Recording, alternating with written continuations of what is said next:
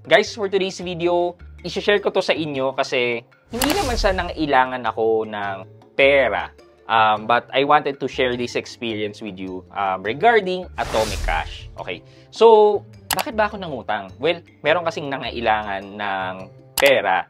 And then, sabi niya sa akin, pwede ko bang gamitin yung loan mo with Atome? Well, dahil kapamilya ko naman siya, okay lang naman sa akin. Actually, mas gusto niya na humiram doon kesa manghiram sa akin kasi mapipilitan daw siya magbayad. Okay lang naman. Dahil kapamilya ko naman siya, walang problema sa akin. Okay? So, sige. Dahil ako yung nangutang, i-share ko yung experience ko sa inyo with Atomic Cash. So, okay ba siya? Okay ba yung interest rate niya? Ano bang kailangang i-watch out dito? Well, samahan niyo ako. Pag-usapan natin yan. Sit back and let's discuss. Coming right up.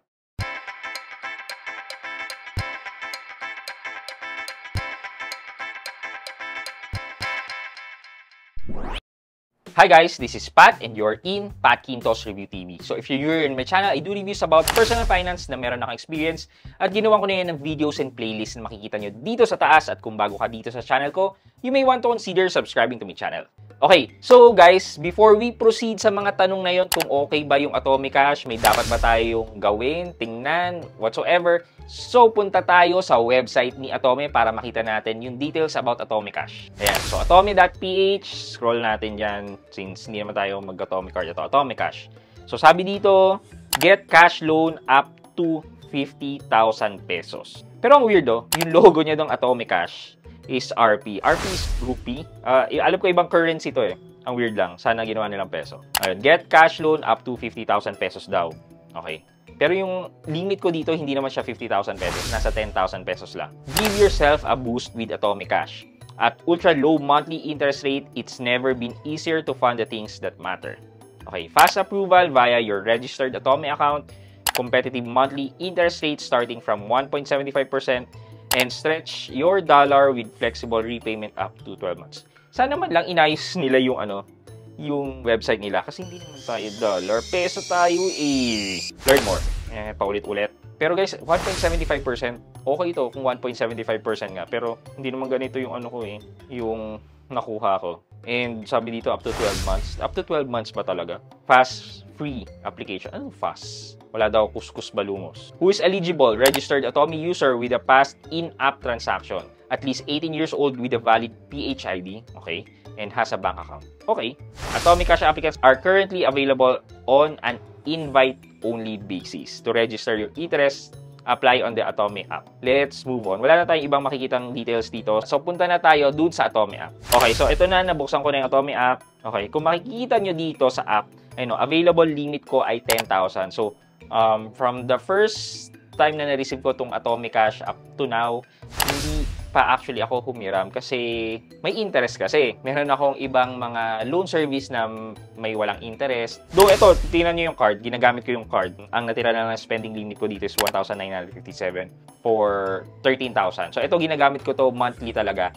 And na-enjoy ko tong card kasi 0% ang interest rate niya. So, wala na rin naman akong ginagastos kapag magbabayad ako kasi medyo nagre-reflect na kagad pag InstaPay transfer using SIBA. Anyway, that's for another discussion. So, let's move muna dito kay cash. So, ayan 10,000. So, for us to continue, just click request loan. So, meron siyang security verification required yan. Please complete the security verification to stay logged in.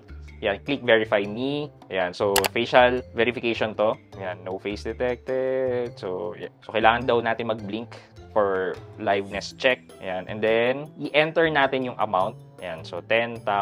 So lalabas na kagad yung details ng loan. So, ito daw, for 3 months, ito lang in-offer sa akin good for 3 months, 3,933.33. And then, pwede ako mag-attach ng bank account or ng GCash. Also pala, kung makikita nyo, ang madi-disburse lang na amount sa akin ay 9,900 because meron na siyang 1% na service charge or admin fee. Before, walang admin fee at buo yung makukuha natin dito. So ngayon nagdagdag na siya. Pero 1% lang naman. Pero still, 1% pang isang meal mo na to sa Jollibee. So ito yung repayment plan ko. 3 months to pay. July 9 yung unang pagbabayad, then August 9 and September 9. With a 3,933.33 monthly amortization and then at 6% monthly add-on interest rate. So kung i-calculate mo ang monthly add-on interest rate na 6% para sa APR niya, well, ang APR ilalabas sa 72% per annum. So kung i-calculate natin 3,933.33 times 3, ayan, ang total repayment ko ay 11,799. So minus natin yung 9,900, bali 1,899 or 19 yung total cost of loan. So divided by 3 times 12, so around 76 divided by 10. So around 76% per annum ang APR, kasama na yung ano dito, yung admin fee. If okay na kayo dyan, maglagay na kayo ng bank account nyo. So let's just skip that part. And then loan purpose, just click whatever loan purpose you have, sa akin others.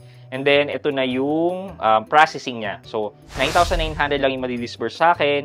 Loan request is being processed, tapos receive the loan amount in your bank. Ito, processing. Please wait. This may take a while. You're not allowed to request loan if there is still a loan request on process. Okay. So, hindi siya instant din na kaagad-agad. So, ayun o. Kung na-process na yung loan request, maghihintay ka. It may take around 2 hours daw for the loan to be disbursed. So, ayan o. Disbursing 10,000.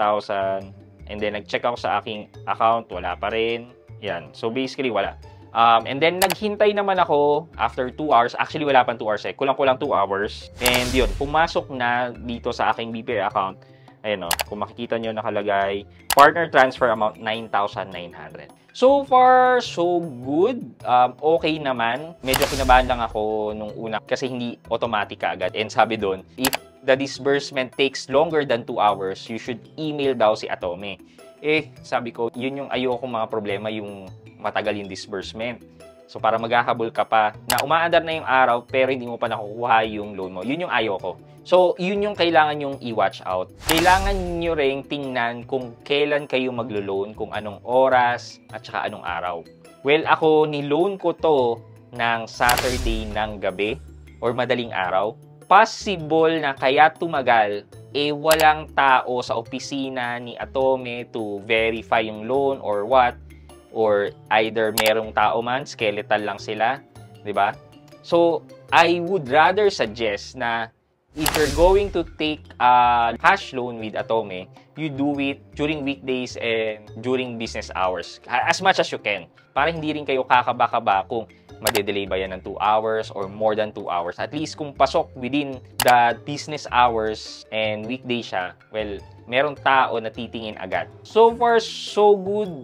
Okay naman yung experience ko with Atome Cash. Well, later on siguro, pag magbabayad na ako, kung meron ako may experience na panibago with Atome Cash, well, i-share ko din yun sa inyo. For our question of the day, may na-experience na rin ba kayong ganitong instance na may makikigamit ng loan account nyo or ng credit card nyo, may makikisabay? Okay lang ba sa inyo? Paano yung arrangement nyo? Madali ba sila nakapagbayad? Etc.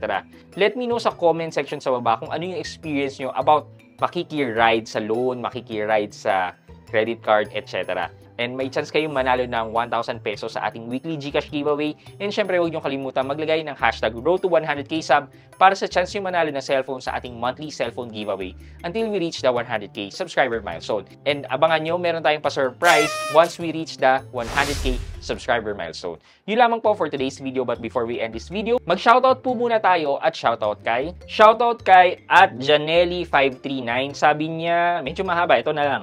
Shoutout Idol, Janet Puyot from Butuan City. Hashtag Road to 100k sub. At Janelli539, thank you po for watching and supporting my videos. Maraming salamat po sa panonood. I hope you like this video. Leave a thumbs up, and if not, wala nang problema dyan, but continue to support me by subscribing to my channel by clicking the subscribe button and also the bell button sa tabi ng subscribe para makareceive kayo ng latest notification sa lahat ng upload ko. Again guys, this is Pat Quinto and you're in Pat Quinto's Review TV.